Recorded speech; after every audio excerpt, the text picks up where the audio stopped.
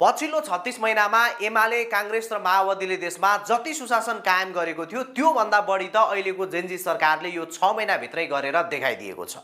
भदौ 25 र 26 तिर जेनजीहरूले डिस्कोर्डमा भोट हालेर अन्तरिम सरकारको प्रधानमन्त्री पूर्व प्रधान न्यायाधीश सुशीला कार्कीलाई छान्दै गर्दा र गृह मन्त्रालयमा पनि अधिवक्ता जस्तो व्यक्ति पुग्दै गर्दा सबैलाई लागेको थियो कानुन बुझेको अझ लामो समय देशको सर्वोच्च निकायमा रहेर संविधानको हरेक बुँदाहरू व्याख्या गरेको व्यक्ति प्रधानमन्त्री गृहमन्त्री बन्दा देशमा पक्कै सुशासन आउँछ।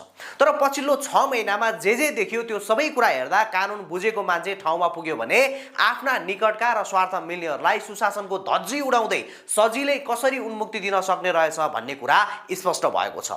सफलतापूर्वक निर्वाचन गराएर वावाई बटुलेका यो सरकारले जाने बेला एकपछि अर्को नाङ्गो सुशासनको नाच देखाउन थालेको छ। राजस्व अनुसन्धान विभागले 1 वर्षभन्दा बढी लगाएर गरेको छानबिनले ओर्लिङले राज्यलाई अर्बौंको करछली गरेको र जरिवाना सहित 7 अर्ब 36 करोड रुपैयाँ बुझाउनु पर्ने भनेर तयार पारेको मुद्दालाई यो अन्तरिम सरकारले 1 हप्ताभित्रै फास्ट ट्र्याकमा लगी सरकारी वकिलको कार्यालय मार्फत मुद्दालाई नचलाउने निर्णय गराउन लगाएर महाधिवक्ताद्वारा सदर गर्दै ओर्लिङलाई क्लिन चिट दिएको छ। वाह सरकार क्या बात, यो हो नि त असली सुशासन भनेको। यहाँ विषय ओर्लिङले क्लिन चिट पाएको मात्रै रहेन, यहाँ त काम चलाउ सरकारले जाने बेला गरेको एक निर्णयले राज्यलाई 7 अर्ब रुपैयाँ सोझै घाटा लागेको छ।